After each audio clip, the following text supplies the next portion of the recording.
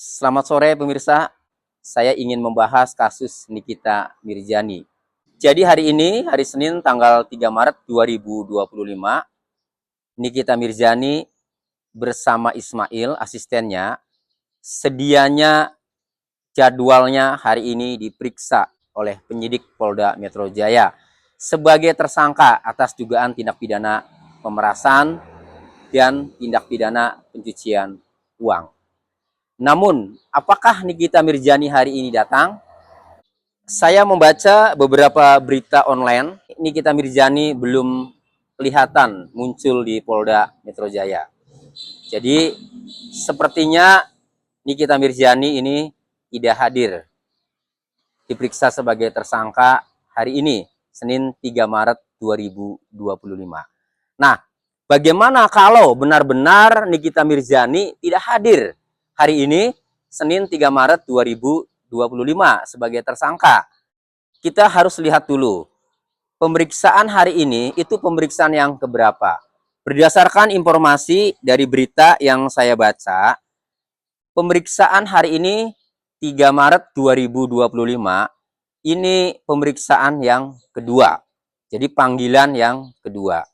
Sebelumnya pada tanggal 20 Februari 2025, Nikita Mirzani bersama Ismail juga tidak datang dengan alasan ada kesibukan, sehingga dipanggil lagi pada tanggal 3 Maret 2025, yaitu hari ini.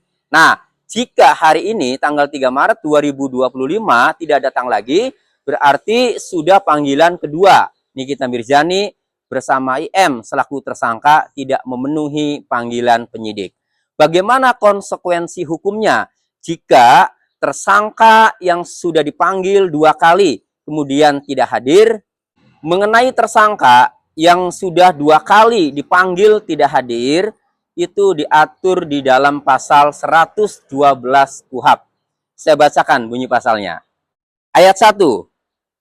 Penyidik yang melakukan pemeriksaan dengan menyebutkan alasan pemanggilan secara jelas berwenang memanggil tersangka dan saksi yang dianggap perlu untuk diperiksa dengan surat panggilan yang sah dengan memperhatikan tenggang waktu yang wajar antara diterimanya panggilan dan hari seorang itu diharuskan memenuhi panggilan tersebut. Jadi ayat 1 ini, tersangka atau saksi yang dipanggil oleh penyidik yang berwenang menurut undang-undang itu harus datang. Bagaimana kalau tidak datang?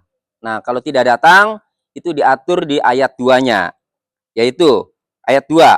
Orang yang dipanggil wajib datang kepada penyidik, dan jika ia tidak datang, penyidik memanggil sekali lagi dengan perintah kepada petugas untuk membawa kepadanya. Jadi, kalau tersangka atau saksi dipanggil satu kali tidak datang, maka penyidik memanggil sekali lagi dengan perintah kepada petugas untuk membawanya. Jadi kalau tidak datang dua kali, maka penyidik itu berwenang untuk menjemput paksa tersangka atau saksi.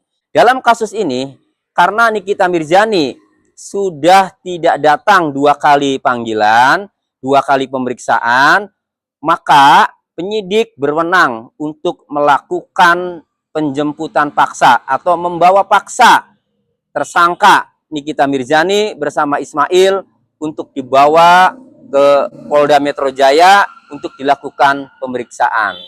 Jadi itu karena sudah dua kali panggilan tidak datang, maka penyidik berwenang untuk membawa paksa atau menjemput paksa tersangka Nikita Mirzani bersama Ismail untuk diperiksa di Polda Metro Jaya. Nah, kemudian setelah diperiksa, apakah Nikita Mirzani akan ditahan? Nah, mengenai penahanan, ini kewenangan penyidik. Perlu tidaknya seseorang itu ditahan. Tetapi penahanan juga diatur di dalam pasal 21 KUHP. Ada syarat objektif, ada syarat subjektif. Nah, syarat objektif itu diatur di dalam pasal 21 KUHP. Saya bacakan nih bunyi pasalnya. Pasal 21 ayat 4. Penahanan tersebut hanya dapat dikenakan terhadap tersangka atau terdakwa yang melakukan tindak pidana dan atau percobaan maupun pemberian bantuan dalam tindak pidana tersebut dalam hal A. Tindak pidana itu diancam dengan pidana penjara 5 tahun atau lebih. B. Tindak pidana sebagaimana dimaksud dalam pasal 282 ayat 3, pasal 296, pasal 335 ayat 1, pasal 351 ayat 1, pasal 353 ayat 1, pasal 372, pasal 378, pasal 379A, pasal 453, pasal 454, pasal 455, pasal 459, pasal 480, dan pasal 506 Kitab Undang-Undang Hukum Pidana. Jadi syarat objektifnya yaitu tersangka yang dapat dilakukan penahanan adalah tersangka yang melakukan tindak pidana di mana ancaman hukumannya itu 5 tahun atau lebih. Nah, bagaimana dengan kasus Nikita Mirzani? Nikita Mirzani dikenakan pasal 27B ayat 2, junto pasal 45 ayat 10 Undang-Undang ITE dengan ancaman maksimal 6 tahun penjara. Pasal yang dikenakan pertama kepada Nikita Mirzani ini pasal 27B ayat 2, junto pasal 45 ayat 10, ini sanksinya, ancaman pidananya adalah 6 tahun. Sehingga memenuhi syarat objektif untuk dilakukan penahanan oleh penyidik. Kemudian Nikita Mirzani juga dikenakan pasal 368 KUHP. Nah, 368 KUHP ini ancaman hukumannya adalah 9 tahun. Nah, berarti ancaman 9 tahun juga ini dapat dilakukan penahanan karena memenuhi syarat objektif sebagaimana dimaksud dalam pasal 21 KUHP. Kemudian yang ketiga, Nikita Mirzani juga dikenakan pasal 3 dan pasal 4 TPPU. Ancaman hukumannya paling lama 20 tahun. Berarti memenuhi syarat objektif sebagaimana dimaksud dalam pasal 21 KUHP, yaitu ancaman hukumannya paling lama 20 tahun penjara. Jadi karena pasal yang dikenakan terhadap tersangka Nikita Mirzani dan Ismail, di mana pasal 27B ayat 2, junto pasal 45 ayat 10, ancamannya 6 tahun, kemudian pasal 368 KUHP ancamannya 9 tahun, serta pasal 3 dan pasal 4 Undang-Undang TPPU ancamannya 20 tahun, maka tersangka Nikita Mirzani dan Ismail memenuhi syarat secara objektif untuk dilakukan penahanan. Tinggal dikembalikan kepada penyidik.